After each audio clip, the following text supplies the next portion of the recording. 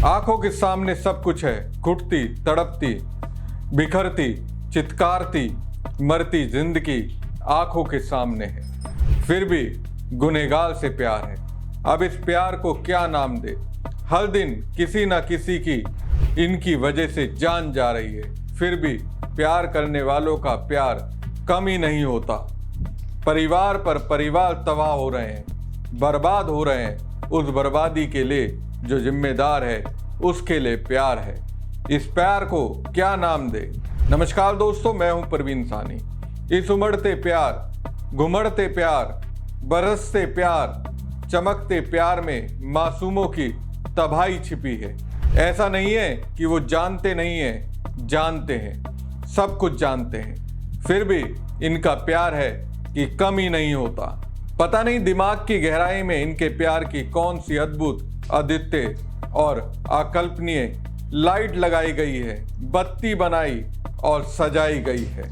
वो है कि बुझती ही नहीं। बेबसी को देखने के बाद भी उनके लिए प्यार कम होता ही नहीं। अब इस प्यार को क्या नाम दे। सुप्रीम कोर्ट ने सुप्रीम आदेश दिया। दांत के जरिए एक पूरी विरासत को झकझोरने वालों को उठाओ, शेल्टर होम ले जाओ। अब जैसे ही ये आदेश आया, प्यार करने वालों ने हर उस भयानक तस्वीर को अपने जहन से डिलीट कर दिया, या फिर कहिए इस भयानक दृश्य को ही देखकर इमोशनल हो गए। ये हम और आपके लिए आवारा है, लेकिन देखिए इनके लिए ये बेचारा है। हम और आपके लिए ये क्रूर हैं, लेकिन देखिए इनके लिए मासूम है। हम और आपके लिए ये काल का एक अंश है, लेकिन देखिए इनके लिए ये बेहाल है। अब इस प्यार को क्या नाम दीजिएगा। इन प्यार करने वालों को किस रूप में देखेंगे। ये इनके लिए जज्बात दिखाते हैं, प्यार बरसाते हैं, प्यार लुटाते हैं। सुबह, दोपहर, शाम और रात, चारों पहर दूध, बिस्किट और ना जाने क्या क्या खिलाते हैं। और इसी प्यार में डूबकर ये ना जाने कितनों को बताते हैं हम जानवर हैं, जैसी विशेषताएं हैं उसी के मुताबिक रंग दिखाएंगे। तुम इंसानों की तरह नहीं, जिनके लिए इंसान नहीं हम ही खास हैं।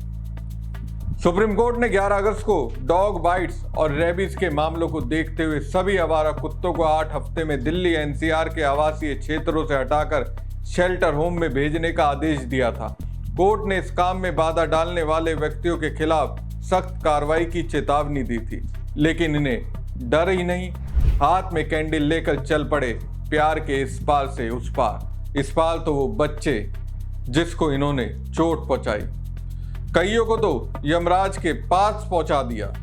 प्यार इस पार वाले कारक के लिए नहीं है, बल्कि उस पार वाले कर्ता के लिए है, जिसने त्राहिमाम मचा कर रखा है। फिर प्यार, गजब का प्यार, अजब का प्यार। इसलिए तो मैं पूछ रहा हूं, इस प्यार को क्या नाम दे।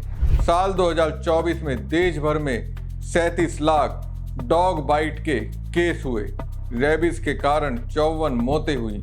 अकेले दिल्ली में साल 2024 में 68,000 डॉग बाइट केस आए। साल 2025 में दिल्ली में 26,000 डॉग बाइट के केस आए।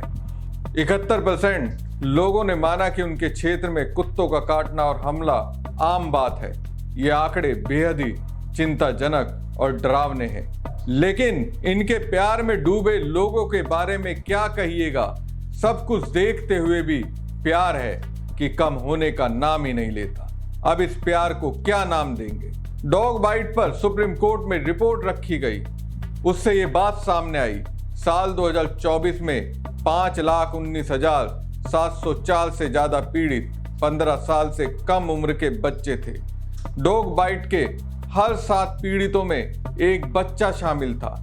साल 2023 में डॉग बाइट के 30.5 लाख और 2022 में करीब 22 लाख मामले सामने आए। डॉग बाइट के सबसे ज्यादा मामले महाराष्ट्र में सामने आए। दिल्ली में डॉग बाइट के मामलों में साल दर साल 143% की बढ़ोतरी दर्ज की गई। सुप्रीम कोर्ट इस स्थिति को देखकर दहल गया। फैसला सुना रहा है, लेकिन चुनौती देने वाले भी आ गए।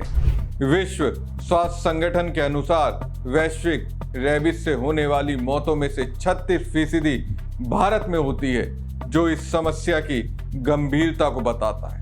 रेबीज जो कुत्ते के काटने से होता है ये 100% घातक है और अगर समय पर रेबीज का टीका ना लगाया जाए तो इससे मौत भी हो सकती है। एबीसी नियम 2023 के तहत नसबंदी और टीकाकरण के बावजूद दिल्ली में 10 लाख आवारा कुत्तों में से आधे से भी कम की नसबंदी हुई, जिससे आबादी नियंत्रण में विफलता दिखी।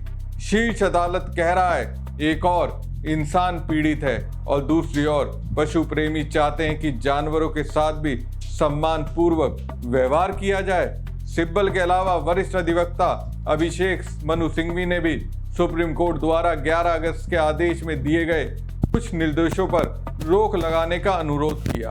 एक गैर सरकारी संगठन की ओर से पेश होते हुए सिब्बल ने पूछा कि नगर निगमों में कुत्तों की नसबंदी क्यों नहीं की और उनके लिए शेल्टर होम क्यों नहीं बनाए। समुदाय उन्हें खाना खिलाता है। अब आप कहते हैं चूंकि समुदाय उन्हें खाना खिला रहा है इसलिए उन्हें बाहर निकालकर बाड़ों या शेल्टर होम में रख दिया जाए, लेकिन कोई शेल्टर होम नहीं है। सिब्बल ने लगभग 700 कुत्तों को उठाने का दावा करते हुए कहा वो कहाँ है भगवान ही जाने। तो सिस्टम वो नहीं कर पा रहा है जो करना चाहिए, लेकिन अगर सिस्टम नहीं कर पा रहा है तो इसका शिकार आम आदमी क्यों बने। पीड़ित जानवरों को नहीं होना चाहिए। इंसान अगर पीड़ित हो रहा है तो क्या उसे बस देखते रहना चाहिए, शिफ्ट करना चाहिए, वहां शिफ्ट कर देना चाहिए। क्योंकि मुझे नहीं लगता कि कपिल सिब्बल जैसे वरिष्ठ वकील जो तर्क दे रहे हैं वैसा कुछ इतनी जल्दी हो सकता है। उसमें सालों लगेंगे और इस बीच जिन पर इनका प्यार बरस रहा है वो कहर बरपाते रहेंगे। फिलहाल तो कुत्तों के लिए इस प्यार पर मैं नाम ढूंढ रहा हूं। आपके पास नाम है तो दीजिएगा जरूर।